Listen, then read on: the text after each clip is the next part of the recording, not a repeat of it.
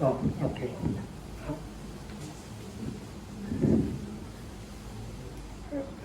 是，没关系，我在。OK，应该可以。哦，你等一下啊，你不要走，我要这个，我要回来谈这个，下一段应该也是在这里，对。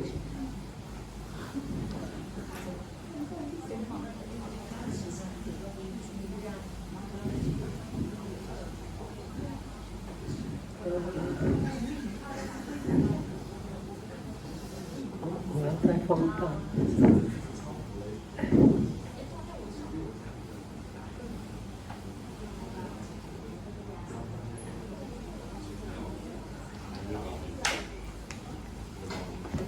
可以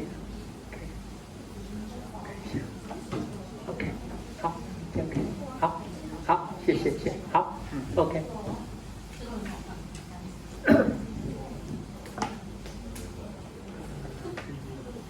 有。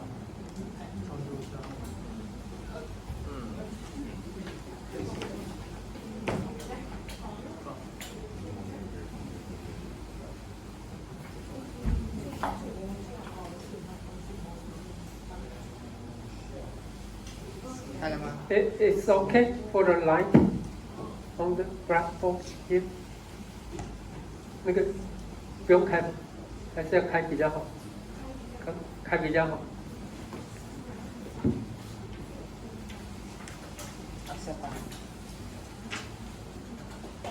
Okay. Okay, and finally, okay, we go back to the traditional machine learning. Okay, so after we talk about the traditional machine learning, we'll go back to talk some more details about deep learning. Okay, so it depends how much time we have. So today we'll talk about the supervised, okay, supervised learning. Okay, when I say supervised, which means I got the input and also the user, okay, need to provide the corresponding class level or regression responses. Okay, there's something you need to provide. That's so-called supervised learning. For traditional machine learning, most of the input are vector value, the data. Okay, but just like your assignment number 2, right? When you go, you simply take the time series data, right? It's a vector. Then you apply MLP.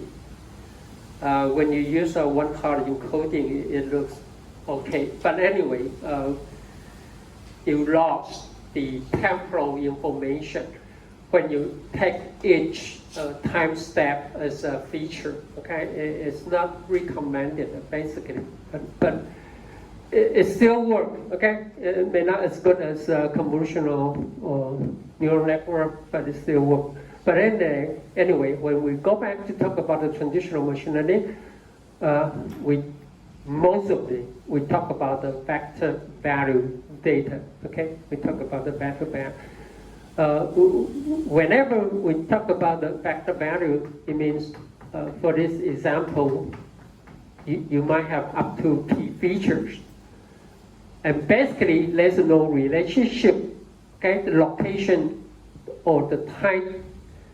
The temporal or spatial relationship, there's no relationship between S1 and S2, which means it's fine if I put P here and x1, x2, and in any random order, that'll be fine. Okay, so basically they don't have any location relationship in the vector.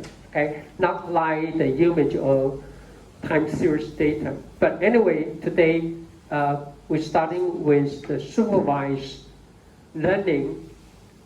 And basically, we already talked about neural network by MLP, okay, multi-layer perceptron, or convolutional neural network, okay. Now, besides the neural network, there's two branches, okay, or two main techniques that you can apply for vector values data, okay. One is based on Bayes theorems, okay. The other one's based on discrimination analysis, okay. So we were starting from here, okay. Bayes theorems. And the approach can be parametric, okay, which means you need to know the distribution about the data that you collect, okay, you need the distribution. The other one is so-called non-parametric, which means you don't need to make any assumption about the distribution for the data, okay. In that case, you don't need to estimate any parameter. That's the so-called non-parametric approach. Okay, so we're starting from here, parametric approach, based on Bayes theory. Okay, and after that, we will talk about the discriminant analysis. It's by distribution function. Okay, you can determine the distribution function. Okay. Okay, so that's the plan for today. Okay, definitely we will not finish all the part today. Okay.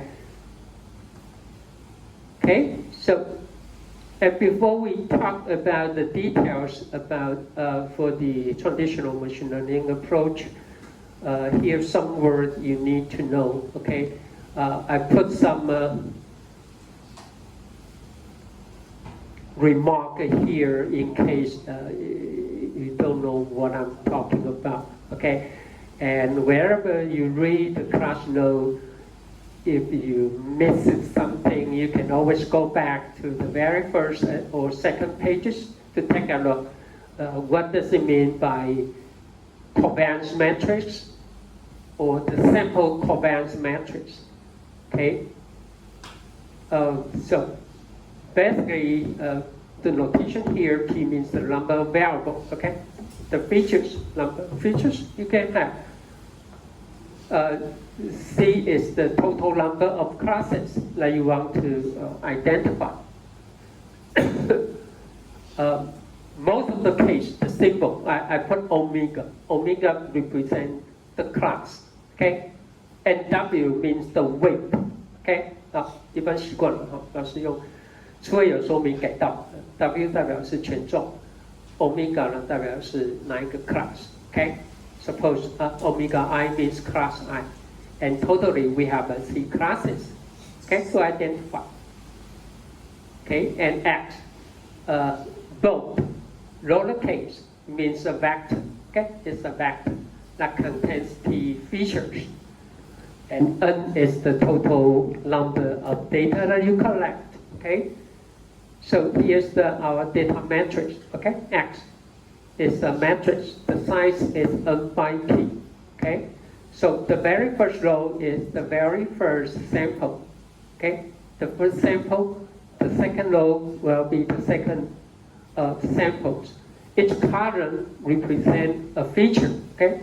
So 1 means the very first feature for sample 1, second feature, and up to P feature, okay? So each row represents 1 sample. Each column represents a feature, okay? So that's how we make the data matrix, okay, is the size N by P. N is the total number, okay, total number of samples that you collect, and P is the number of features. So first, the sample mean, okay, there's nothing good, we just take the mean. The mean is a vector, okay, the mean is a vector. 这个 mean 是一个向量哦。Is the vector, okay? we simply take the summation of the vectors for all samples. And here, this is the sample covariance matrix, okay? So for each sample K, we subtract it from the mean vector, okay? So that's the covariance matrix. X times M and T is the transpose. So this is the so-called sample covariance matrix. And this is the covariance matrix of class I. The notation looks a little bit complicated, but it's just a notation. Okay, ZIJ is when you do calculate the covariance for each individual class, you just pick up the sample that belong to the same class I. Let's say, okay, this is just used for notation. Don't worry about it. Okay, ZIJ means if class J belong to class I put 1 here. It's just for notation, mathematical notation. 不要看到这个就开始吓傻了，说哦 ，ZIJ 要怎么求？没有，他只是说你同类的样本拿来算它的变异数 ，OK， 听得懂？就这样。好，那当然，因为它是一个 vector， 所以你算的是共变异矩阵，好不好？算的是矩阵。So what you calculate is the matrix, okay? So this is not the summation. This means the covariance matrix I is class I for class I. That's it. Okay, and Ni is the total number of samples that belong to class I. Okay, and M sub I means the mean vector. Okay, for class I. That's it. Okay, I put a Z here is just to indicate. Okay, I calculate the mean from the sample that belong to class I. That's it. 这个叫covariance or sample covariance, okay? And here, and one more thing you need to know is the so-called within class covariance matrix, okay? Within class covariance matrix, which means you calculate the covariance matrix for each individual class. Then we take the number, okay? Ni is the number of sample that belong to class I. We take it as the weight, okay? So this is so-called within class sample.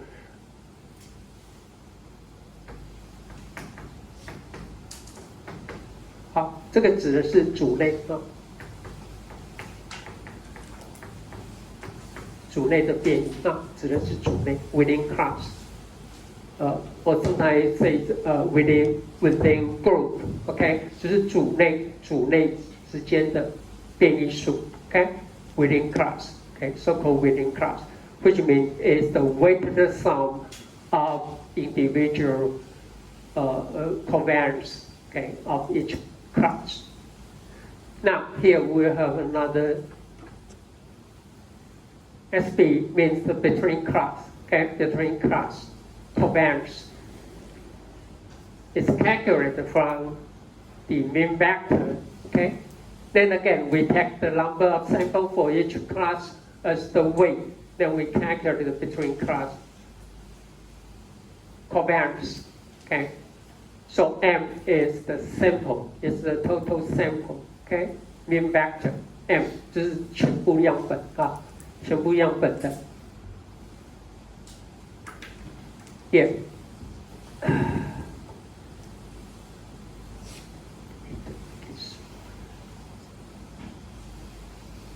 Okay, and here, okay, total number is the mean vector for all the samples, okay?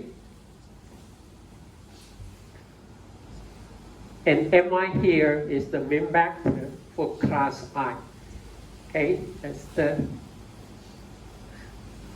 That's how we calculate the within class covariance and the between class.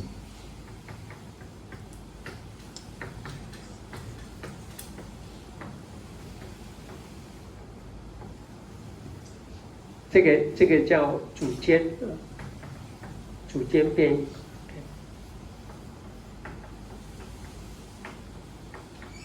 OK， 这个是组内跟组间。Now, before I say anything, if your feature is very good, if you have a good features, and you apply it for classification, what do you expect for the winning class variance? This variance should be as large as possible or as small as possible. Should be small, right? Which means it will be very stable, okay? Because the variation is small. 这是组内每一组内是每一组个别的变异数要很小 ，okay? This should be as small as possible. Should be as small as possible. Now, what about the between class variance? For classification purpose, this variance should be as large as possible. Okay, this should be as large as possible. That's what we expect. If they have a wild between class variance, then your classification task will be easy, right? It will be quite easy for you. I mean, if you have distribution like this,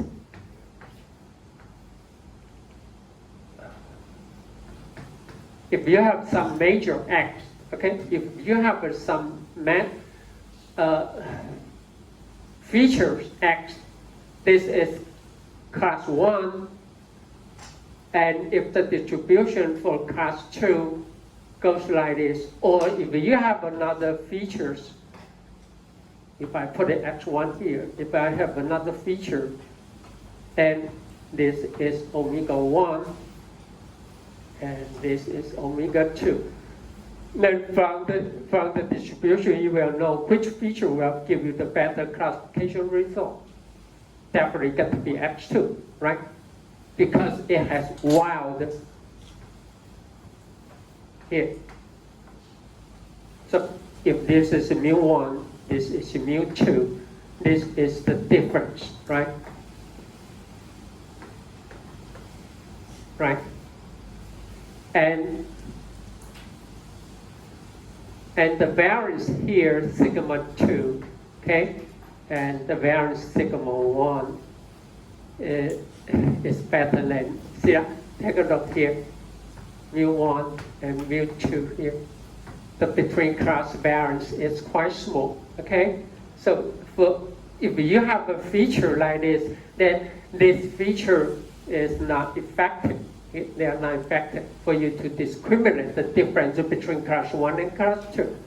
So this is something we are looking for, okay? You would look for the feature that will give you the maximum between class variance. At the same time, it will provide the minimum within group variance, which means it's very stable. And it has a higher discrimination power, allow you to set up the threshold, right? Just like when you do your sum number 1, you need to struggle between the threshold, right? So that you can have both either minimize the type 1 error and type 2 error, or false positive or false negative error. But you need to, for this case here, you need to struggle, and no matter what you do, the error rate could be very high because X1 is not effective, right?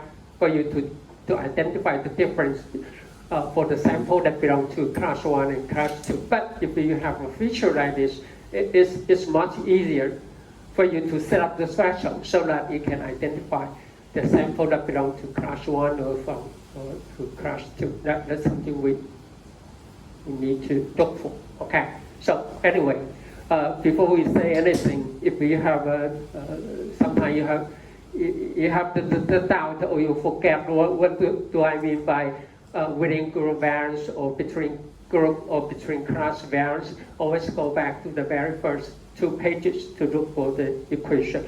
Actually, when you run the scikit-learn, you don't need to worry about that, right? It just the only thing you need to do is you need to provide the data set, and you can ask the software tool or statistical tool for you to calculate, okay?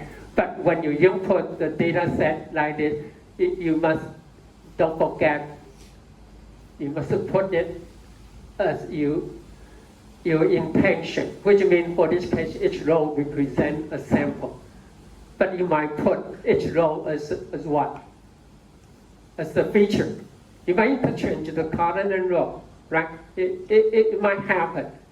And the data set might interpret the covariance matrix will be quite different. See that?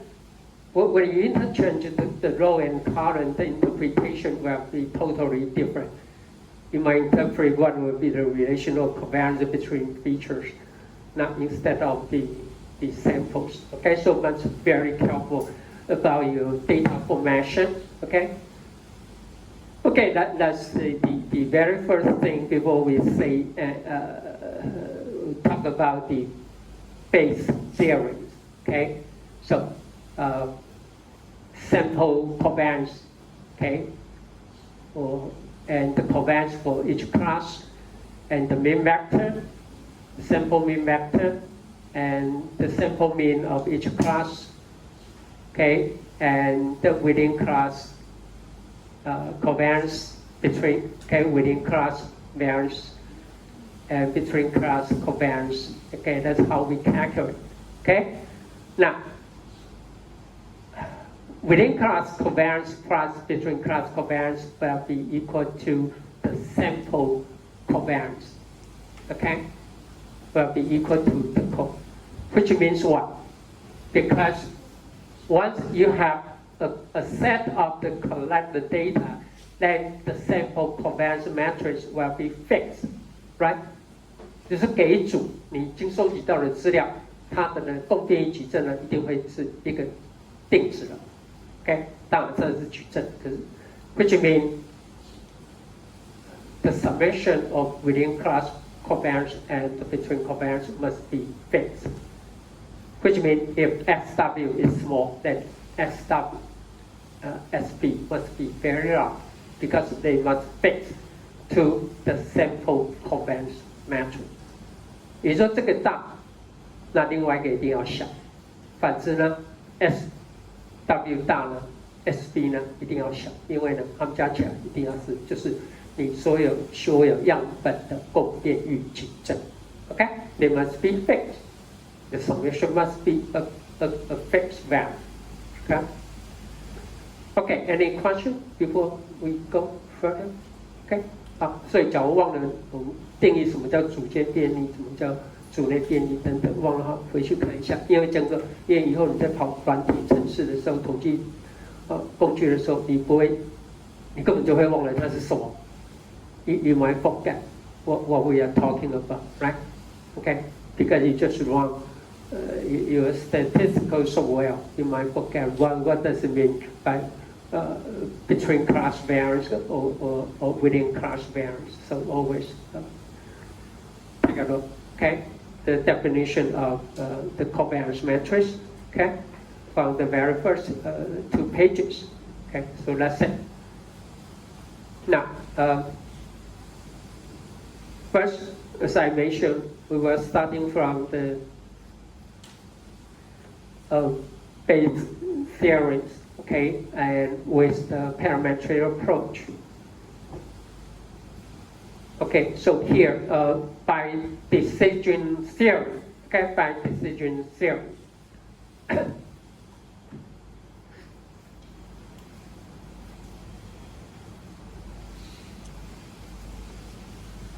Now, it says,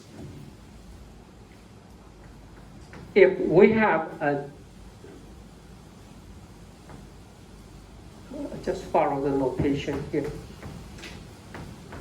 This is observed, we observe something, okay? Given X, the feature, okay, vector. Then the probability that X belongs to class J is larger than any class I.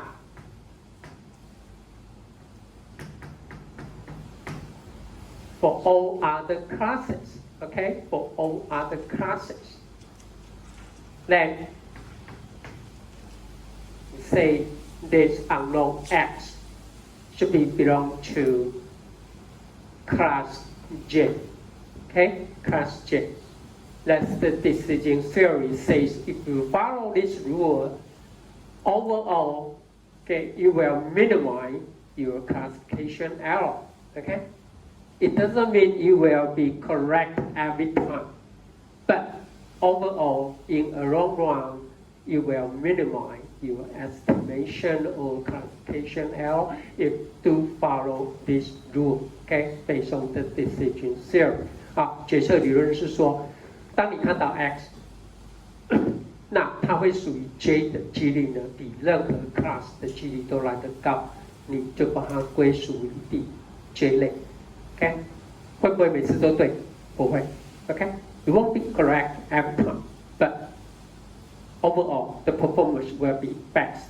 Okay, you will minimize the classification error if you follow this rule. It says that. Okay. Any questions? Now, with this decision rule, to apply this decision rule, you need what's the information you need? You need to know what is the probability, right? What is the P? What is the probability? That is the question. Now, how? Once you know how to calculate the probability, then you just apply this decision rule. That will be easy, right? Now the question is how to calculate the probability. Okay. So first we go for the parametric approach. Okay, we go for the parametric approach. You need to make some assumption that will follow. But let's go back to this. The original decision theories rule here. Let me give you the example. Okay, if I have a feature, which means the height, okay, in meter, okay, or centimeter of the point.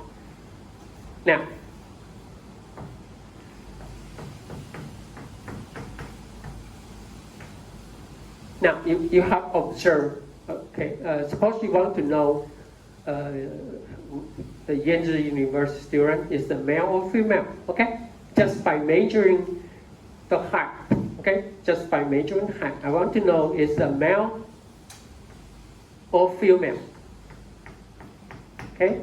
You give us the same, okay? Now the question is how to calculate. Now we have the population, which is the YuanZe University students. Okay, that's the population. Okay, on campus. Now, how are you going to calculate the probability for this one? Now, how? Think of how to do it. To calculate or to estimate the probability, you need to collect the data, right? Now the question is how to collect the data so that you can estimate the probability when you observe the student's height is 1.7 meters. Now how to collect the data? You know how to do it? You cannot do it randomly. For this case, you need to measure a student, okay? Now, you might randomly. If the student's height is now 1.7, then you need to discard this information, this sample, and to make sure, suppose you have a 100, okay? You have a 100, finally you observe there are 100 students with the height of 1.7. But in this 100 students, there's a 60 that belong to male and 40 belong to female. then I know the probability, given the height of 1.7, the probability for male will be 0.6, and for female, well, 0.4, right? Everyone agree with me? Yeah. And what would happen if,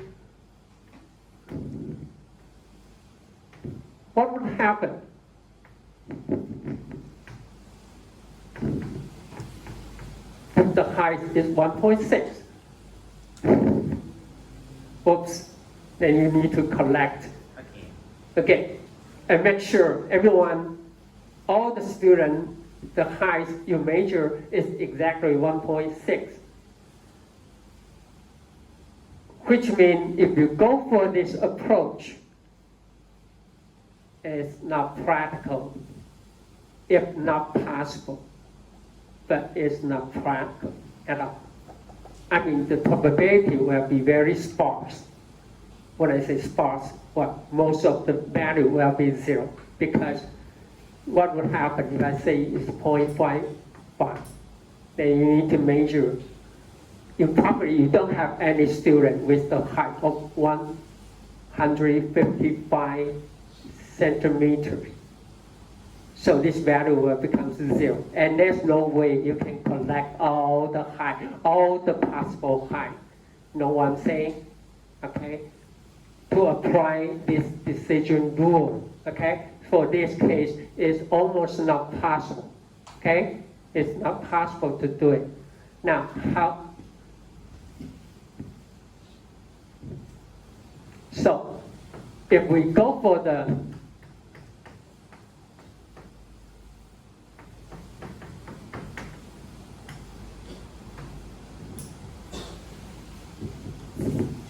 So if actually you can measure the probability that a student with the height of 1.7 meter that belong to a male is larger than the probability that belong to a female, of course they will assign this object or these students as a male, okay?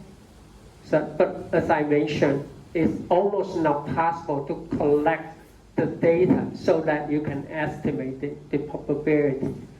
It's no way, it's not practical, okay?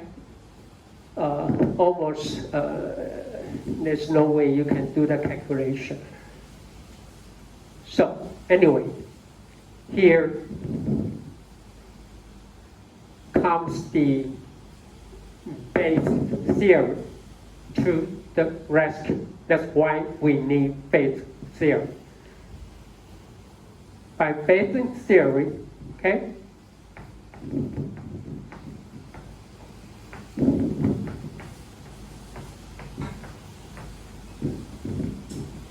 This can be written down as what?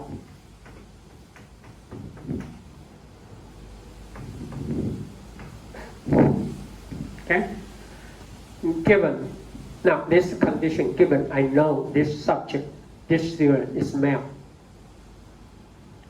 And the question is, given a male subject, what is the probability the height is 1.7 meters? Okay? Because you need to times, okay, Q of n, which is the prior, the probability, okay? For example, in YuanZe University, you need to know what should be the prior probability that the student is a male, okay? It's male, okay? Then we need to divide by P of x, okay? Divide by P of x. That's the Bayes' theory, okay? That's Bayes' theory, says that, okay? Those are equal, they are equal, okay? They are the same. Everyone follow me so far? This is given. This is what you measure, right? You know something about the height of the student. But I want to know, given the height of 1.7 meter, what would be the probability that this student is a male, okay, or female? Now, as I mentioned, it's very difficult to train your model or to estimate the probability by collecting all the data randomly from the campus. But if we go for the Bayes' theorems, you can write down I know the student is male, then what should be the probability that the height is 1.7 meter, okay, times the prior, this so-called, okay, this so-called the prior, 这个视线距离啊 this is just the probability for X. Basically, this is very difficult to estimate, but don't worry about it. Now, based on the Bayesian theory, this can be written down as what? Again, X equal to 1.7, given it's a female, given it's a female object, okay? Given the female object times its prior.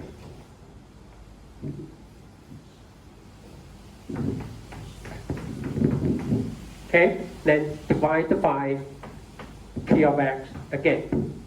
Okay? Of course, the P of X here, X equals 1.7, but it doesn't matter, right? Because on both sides, we can cancel out, right? Right? Because both sides have P of X. You don't need to worry about P of X, okay? And of course, you know something, okay?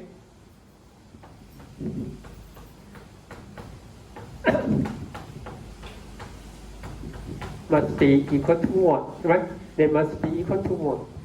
The prior, okay, that the student is a male or female, the summation, the probability must be equal to 1. So now the problem becomes what? We only have to look for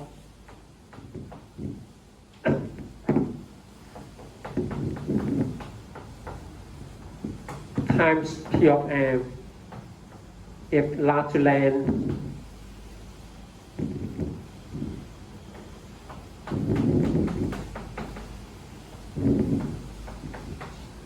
times corresponding, okay? By decision theorem, in this case, I will assign this object to male, okay? To male. Everyone follow me? So now the next question is how to calculate the probability here. How to calculate the probability. You might wonder, what is the task? Given the height, I know something about the height of the object. It's 1.7 meter. I want to know is a male or female.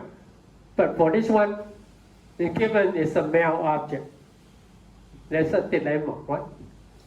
You know what I'm saying? 因为我们最终的目的就要判断他是男生女生，这边又说知道他是男生，然后判断他是男生，身高为170公分的几率，是不是有点 ？Now, when you do this, if you apply the decision theory for this, you simply assume this unknown object is male. You know what I'm saying? You just assume if the object is male, then what would happen? And next, the same here. If this object is female, what will be its probability? You know what I'm saying? You don't need to care this object is the class for this unknown subject. Okay? So you assume that it's just a meta assumption. If this unknown sample is male, then what should be the probability that you can observe the height is 1.7 meter. That's it. And then you also assume if this object is a female, then what would be the probability that you can observe the height is 1.7 meters? Okay, so no matter, it's just an assumption, it's a male object or female object. But now the next question is here. Now, how to train the probability? I mean, for the original one, as I mentioned, it is almost not possible. But what would be the case for the training? How to train the probability or how to collect the data? You randomly sample, for example. 100 male students. Can you do it? Of course, right? Just male students, no female. Just male student. You collect 100 male students and try to find a distribution that will fit this observed histogram.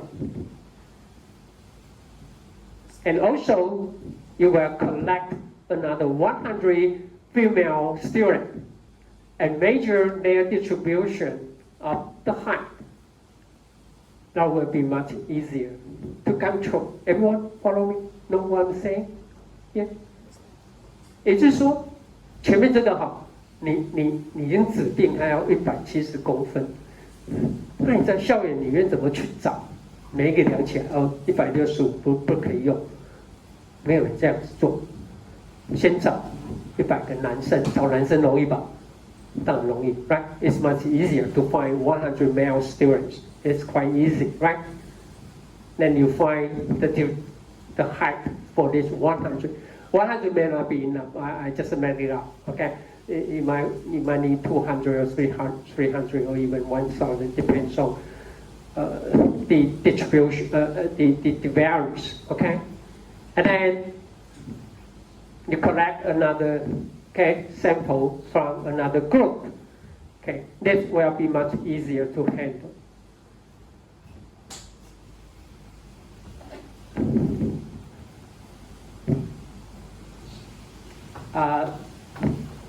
Just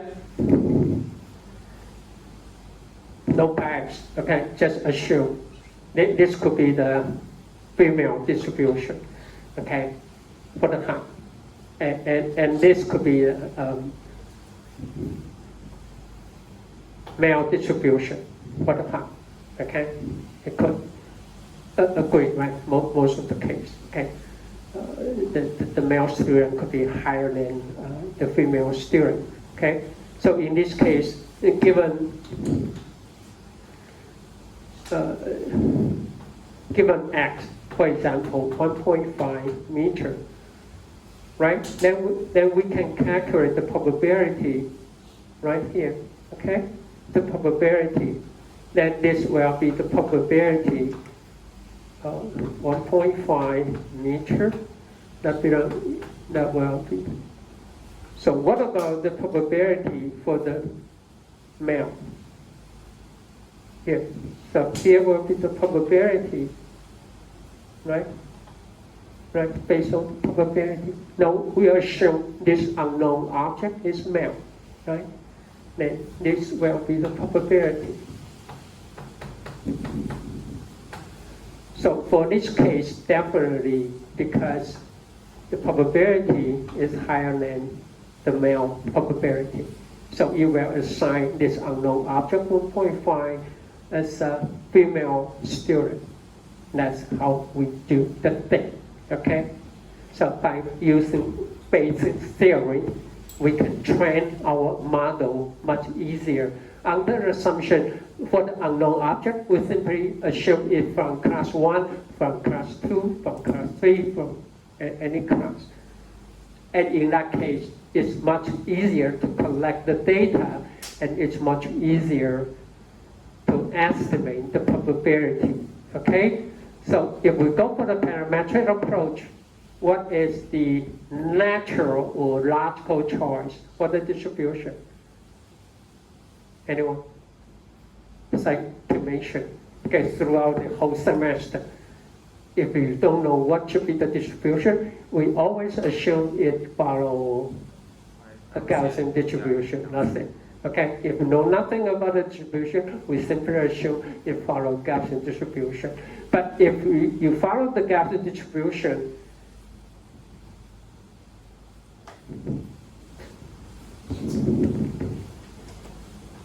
for this case, for female, you need to estimate what? It has two parameters, okay, for this one-dimensional piece, the mean and the standard deviation, okay? And also for female, for male, you need to estimate its mean and the variance or standard deviation. That's the so-called parametric approach. Parametric because you need to determine the optimized parameter, okay? To fit this observed data, okay? To fit this, as I just mentioned, you might collect 100 male students, then you fit the distribution, right? Then you fit the distribution based on what you observe here. You may, right? You may fit the distribution, okay? That's something to do with the optimization, but anyway, that's how we fit the thing, okay? Okay? And besides the optimal solution, if the distribution follow Gaussian, you don't need to apply any optimization. If for one single Gaussian, you simply estimate the mean and the variance, that'll be good enough. That will be the optimal solution for a Gaussian distribution, okay? So basically, that's the so-called parametric approach, okay? Under the assumption they all follow normal distribution. Now, so based on the data you collect, now we can calculate this probability, this conditional probability. What condition? Given the object is male, okay? Then we can use the trend or run probability, the distribution to fit or to find the probability for that. Now, what about P of M? What about the prior? What about the prior? You need some, that's why you call prior. You need some prior information. Now, how to do it for YuanZe University? You just check from the websites how many total students in university and how many male and how many female, right? So you can predetermine the prior probability. Just to show, for example, you might have 60% of the male object, okay, students, and 40%, then you put 40% here, okay? So that's it. That's how it. So everything is trainable, okay? For this case, it's trainable. The only thing you need to do is collect the data and fit it to a Gaussian distribution. And then you don't even need any optimization tool. Simply calculate the mean, the sample mean, the sample variance. That'll be good enough for you as the conditional probability. And you need to collect the prior. But for some case, don't use it. Okay, before we take a break, let me ask you, you know something about Six Sigma management? I already have the Six Sigma yellow belt. Okay, good. Okay, then take a break. If you forget this, what do I mean? I didn't mean the management. I didn't mean if your manufacturing can truly reach Six Sigma quality control. Now, how many defects you can have or you will produce for a Six Sigma manufacturing plant. Now, let's take a break. Then we go back, we'll talk about this one, okay? 刘北标准差，你的